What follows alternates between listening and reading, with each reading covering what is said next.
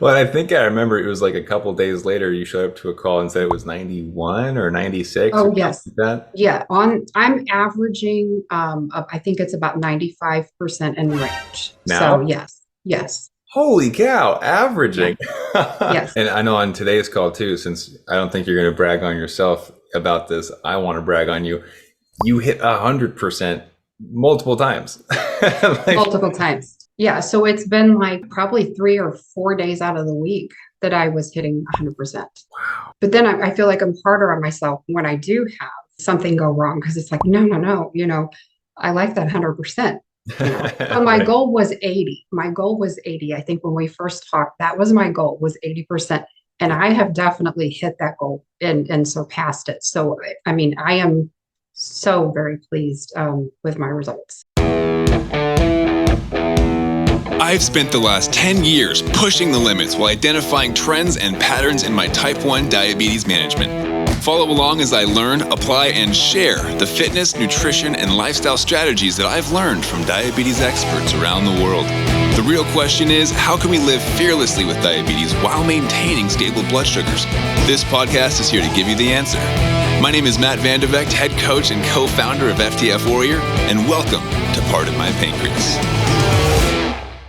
I'm excited to have you here because I know that you've had quite the quick start with Yes.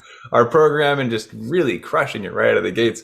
But before we get into the exciting pieces of this, I would love to give kind of the people who might be watching this some backstory on who you are, maybe how long you've had diabetes, are you MDI or in a pump, that sort of thing. Starting the program with you, I was 2 years and 9 months into my diagnosis. So I'm now at 2 years, 11 months. Next month is 3 years. And my backstory is I mean, I probably had symptoms of diabetes for years and years, just didn't know that's what it was. I mean, who'd thought? I was diagnosed obviously at an older age, and you still got a lot of doctors who do not believe that, that's really possible. So it took a little bit for that diagnosis, but I wasn't in a real good place. I was not in a good place. I didn't have enough education. There's not enough education out there for people being diagnosed with diabetes. It's just like, yeah, you have this and here you go, do what you can do. So my concern with me is my long-term health with diabetes.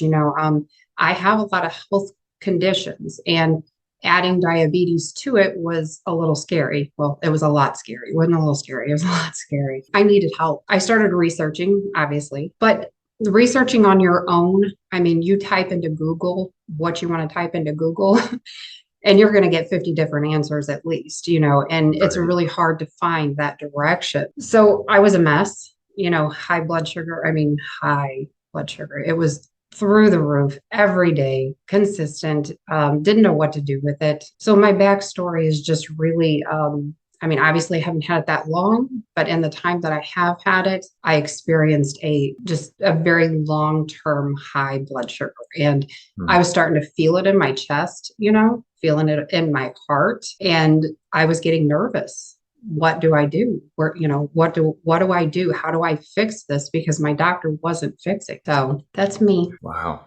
And I might have missed this. Did you say if you were MDI or pump? Pump. Sorry. Yes, I Okay. am on a pump. And was that right out of the gates they put you on a pump, or did you do that recently? So let's see. It was probably maybe for the first 6 months I was on injections. Hmm. And I mean, the doctor seen that it just wasn't going well. So she said, let's start a pump. So I would say for, a little over 2 years, it's been a pump, but it's been a variety of pumps. I mean, like 4 or 5 different pumps before we Really? finally settled into the Omnipod is what I'm on. And was that an insurance thing, or they're just like, maybe this one will work better for you? Let's try something new 5 times in a It's row. it's been insurance. Okay. Yeah. So, but finally got into well, I feel like it's a decent one. I still question whether I should be in a tubeless or one that has a tube. Hmm. I don't know what the difference would be because I was started on tubeless immediately. So I've never experienced it. Okay. So yeah, largely pump use since the Yes. beginning then. And the high blood sugars then, I mean, are we talking like 181? Is it like 250, 300? How high have they been? Before contacting your program, I was running on the average of 350 to 500 every day. And so it wasn't always like that when I first found out I was diabetic. And they started, obviously, the treatment. I was bottoming out all the time, trying to get those numbers right. I was super low. I went from a 12.2 A1C down to, I think it was a 5.4. And then the doctor's like, oh, no, no, no, that's too low. And she made me come back up. Ever since then, I have fought high blood sugar. So I would say for about the last year and a half, it has been like on an Omnipod at 400, you don't know what your sugar is anymore. It just tells you you're high. Right. So then I'd have to do a finger stick and it would be 550. And I'm like, oh, that's not good. So I was so used to high sugar, though, that any drop in my sugar would make me, feel terrible because my body was so used to a high sugar. So the high blood sugar is then the main concern at the doctor's office or endo's office. Were they just telling you, okay, pile more insulin on, or were they okay with where you were at? Yeah, she pretty much would just say, just take more insulin when you eat. That was always her answer. Take more insulin when you eat. And it's like, okay, that might help at the moment for a little while, but it was not helping me long term. And I really didn't see a whole lot of difference so she definitely had my insulin to carb ratio wrong, basal rates wrong. There was a lot wrong. So yeah, just pile more insulin on. That's pretty much what I was told, but it wasn't fixing it. And I felt terrible. I mean, I had no energy. I'm an active person, or at least I was an active person. And so all this happened. And then I got scared, because I went through the phase of bottoming out. So every time I would do something, no matter what I did, I would just almost pass out because I couldn't handle the drop any more than what it already was. And so that was just a scary beginning. And then going into high, I was never educated on how to fix that properly. The education just wasn't there. So you had the highs in general, but also experienced the bottoming out from exercise, but also just from too much insulin. And oh man, to the extremes. It was one extreme to another, and I never found that middle. I mean, you mentioned you were doing your own research as well. Like, this clearly isn't working. There's got to be a better way. Yes. Did you come across anything that was helpful in that process? I did. I read a book that was written by a doctor with diabetes, and I can't remember the name of it offhand, but I think I put away that book and it was like a novel. In about a day and a half, because I just give me some knowledge, and there was good tips in there, but it was also written by a doctor. So it was languaged like a doctor. So there was still so much that was hard to interpret from that book. I pulled some things from it, but that was it. And then in my life, I have no one that's a type 1 diabetic, no one. So there is a couple of type 2 diabetics in my family, but that's completely different. It's a completely different situation. And I have no one to talk to. There's no one to bounce ideas off of, experiences that, other people have had. There's nothing. So it's been a rough ride. My kids are so supportive, they have been great trying to learn and stuff, but still I'm trying to teach them when I don't even know exactly what I'm doing, so it's been interesting to say the least. Yeah. Well, and, like you mentioned, there are a lot of gaps in education, in knowledge. People just don't have, I think, the detailed description of real life with diabetes. So they stick to that clinical description, right? I do. I think that's a difficult piece to connect for a lot of doctors and endos. So I'm curious then, what initially made you take a chance on working with us then? There's some guy on the internet. I joined your public Facebook group and just kept reading, watching and listening and taking in everything I could. And I was like, okay, I'm seeing so many people with great stories, changes they're seeing. And, I hadn't seen anything like that. I didn't belong to anything that connected me with other type 1 diabetics. So I just was seeing success in stories. And I thought, okay, I've got to do something. I have to make a change. Like I said, it was my long-term health that was scaring me. That's what made me do it. I mean, I thought, okay, I have to join something where someone has knowledge. And obviously, reading up on everything I did on you and all the different aspects that you know and the fact that you live it. And that to me, it makes a huge difference. I mean, I went to a lot of nutritionists and the most they ever did was teach me how to make a smoothie. I mean, that's what they taught me. This is how you make a smoothie. Okay. Oh, no. So that's going to solve my issues. So I have celiac disease. So that adds to very difficult choices when it comes to food. There's not a lot of choices, so that was the reason I reached out to a dietitian. And, I also noticed that you have that certification as well. So there's many reasons that I reached out. I felt like I was seeing everything that was going to help me all in one package. Gotcha. Well, and I love that you mentioned seeing other people too. I think that helps us to see what's possible. It's like, oh, it gets better. Yeah. I'll try, and of course now you are one of those success stories. Like, how cool is that, full circle? So I'm curious then, like, what was the moment you realized this was working for you? A week into the program, That's week right. into the program.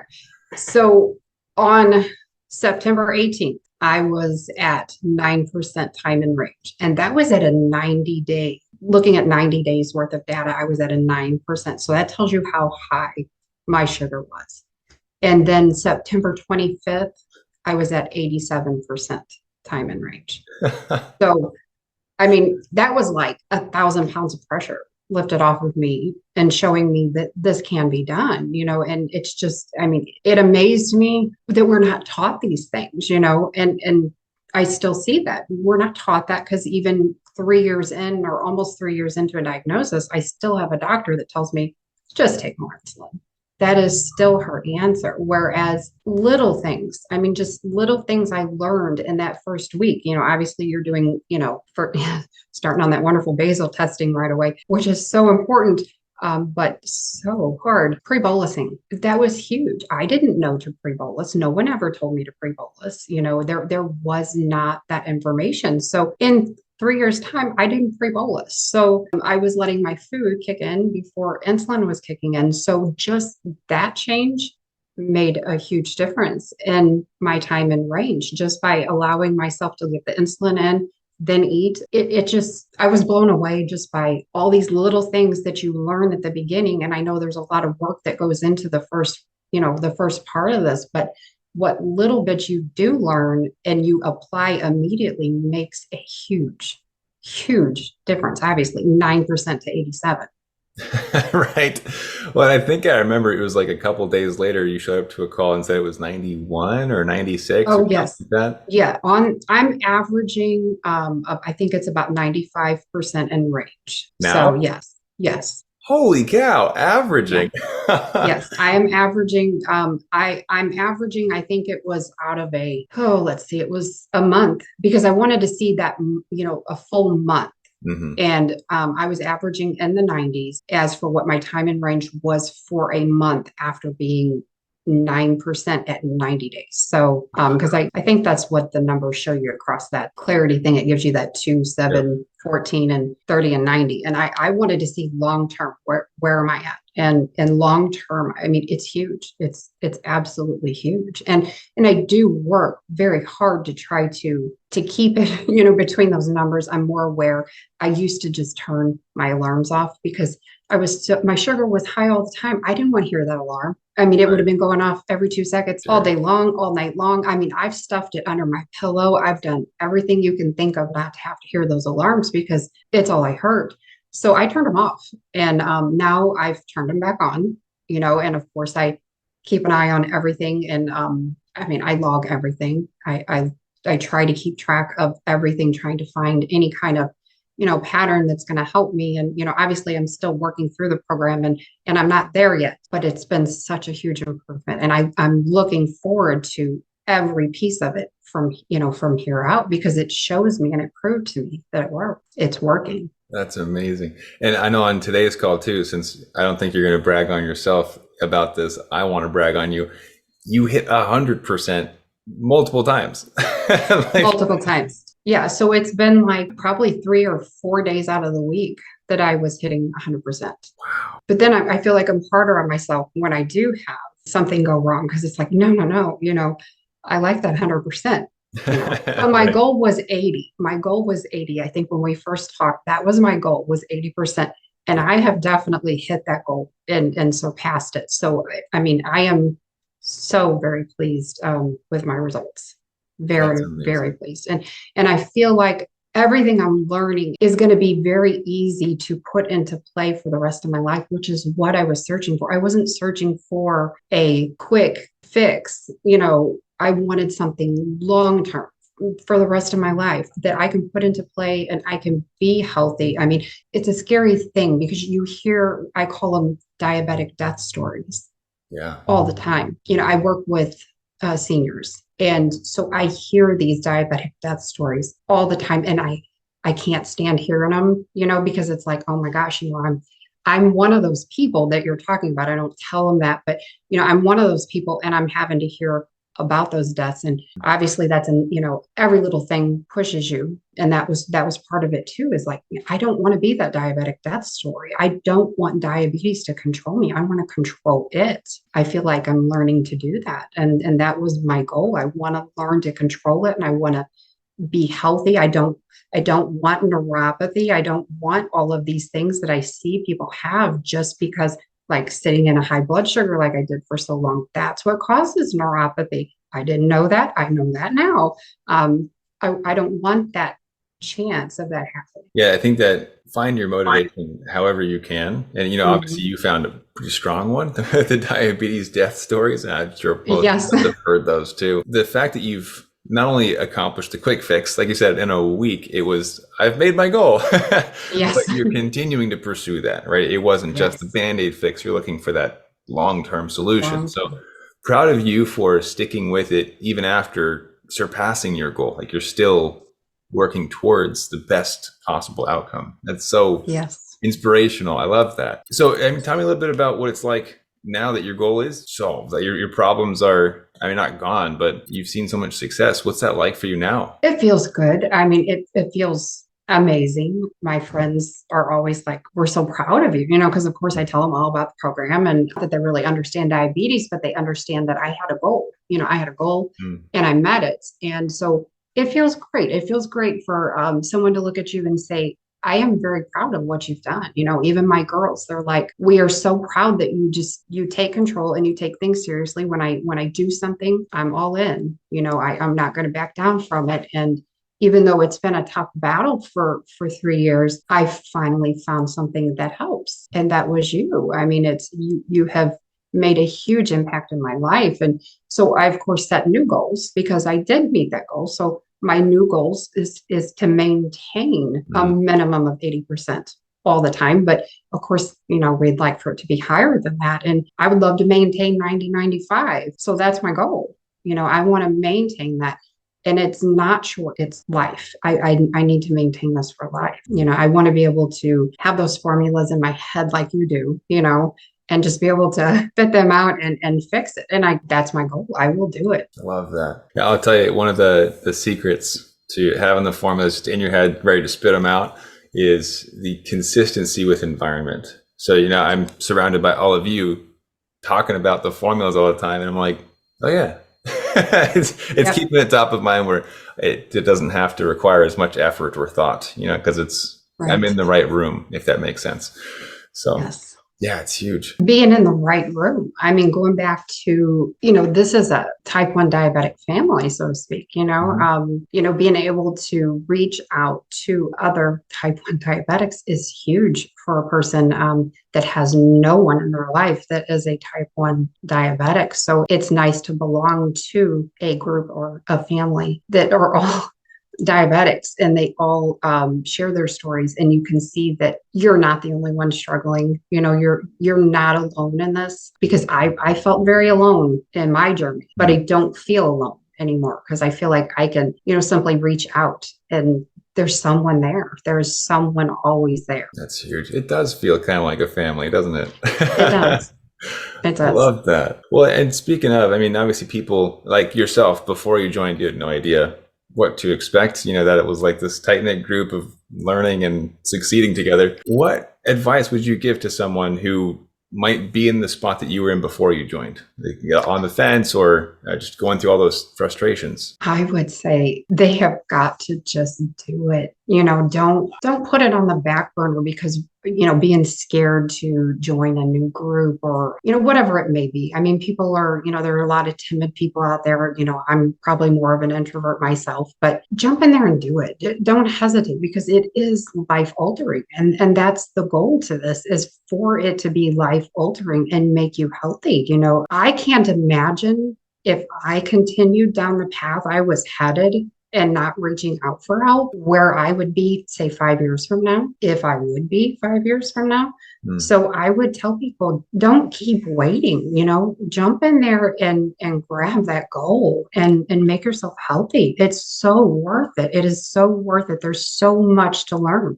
So, I mean, so much to learn, things that you never even thought of, you never even realized existed. And it was so simple to do. I love that. That's a great distinction too, is I know a lot of people hear diabetes math and formulas and they're like, oh my gosh, I can't do calculus. It's like, oh no, it's just addition and subtraction, right? Right. It's pretty straightforward. It's just a new concept. Yes. Wow. Well, first of all, I just want to say I'm so proud of you for the efforts that you put in, because, obviously I can give you the answers, but you have to implement, and you have implemented. You've done incredible work to get to where you're at today. And wow, 9% to a 95% average, you said? Yeah, but in the first week, 9% to 87. So, right. I mean, and that was me jumping in with both feet and saying, I'm doing this, and I want to be healthy. So it can be done, for those people who think it's too far gone, which I kind of felt that way. It's not too far gone. You can turn it around at any level, as bad as mine was, which, I mean, I don't know how many people you have at 9%, but that was pretty rough to admit. And that could be something holding people back too, is, being ashamed of how bad it is. Mine was bad. I mean, 9% is not a good thing, but for them to understand that in a week, look at the change that I made just by learning and applying and continuing to apply that. It's crazy. But yeah, I average between 90 and 95% now, always. So I'm very happy with that. I'm very happy. Love that. And I think the distinction there is that you said you jumped in with both feet. You committed to it and you did what was necessary. It wasn't like you're dipping your toe in. I wonder if this will work. You're like, this works. I'm going to make it work. I'm going to make it work. I was all in. I have 2 grandkids and I want to be here. I want to watch them grow up. I don't want to be that diabetic death story that scares me. I don't want to be that. I mean, we always know there's things out of our control, but there's so much in our control that I didn't even know was in our control, that I have learned through this process that changes the whole equation is different. It's completely turned around. It's amazing. And you've got such fun insight too. I mean, I'm feeling kind of pumped up and motivated just listening to you talk about this. So I'm curious, I'll give you kind of a chance to share anything maybe you wanted to share. Are there any golden nuggets that you feel like would be helpful for those who are watching? Oh gosh. I would say there's 2 of them, two things that if you join the program, make sure you do your pre-bolus. It is so important. And then correction, I never knew you could correct. This is pretty sad, but this is honest. My doctors made me believe that if your sugar was high, you're not eating, that you can't give yourself insulin. So I was under the impression you could only give yourself insulin when you were eating. So if my sugar was sitting at 400 and it wasn't time for me to eat, I couldn't correct that correction, that pre-bolus. And those things make such a huge difference. And that to me was golden for me, because that's what made the huge difference in my numbers so quickly, not having that knowledge, that I didn't have. So that would be my golden nugget for this program. And it's also encouraged me to exercise again. I was already starting to walk again. I was scared. I was already starting to walk again, but I realized I can push myself further than that now with the knowledge that I've learned. I can push myself and it's okay. It's okay because we can fix these things. Whichever direction it goes, we can fix it because I'm learning how to fix it. Where before I didn't know how to fix it. So I was a little scared. I went from someone who used to walk, 12, 15 miles a day to doing literally no exercise because I was scared to. Mm-hmm. And then now I'm, back to being able to do these things. So it's amazing. The golden nugget is getting back to a normal life, which I didn't think was possible, with diabetes. There is some normalcy that you just don't realize that you have. I was actually told the same thing. I totally forgot about that, where I couldn't give corrections unless I ate food. It's like, oh yeah, my endo told me that too. Dang. Yeah. So you're sitting at 400. Let's eat some more food, right, and add to that to give yourself insulin. Yeah, that's what I was told. So misinformation out there, unfortunately. Exactly. So sitting so high for so long, I realize now why. Because again, it's education. It's all about education, and then obviously you have to apply it. You have to apply what you've learned, and you're definitely going to get good results.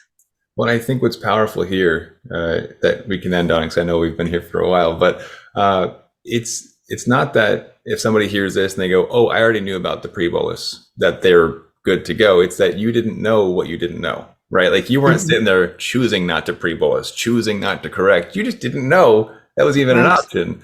So did not know. It's more about recognizing if we don't have the results we want, it's probably because we don't know what to do or we're not doing what we need to do, right? Exactly. So happy that you've been able to just skyrocket your results. Obviously, we're like halfway through.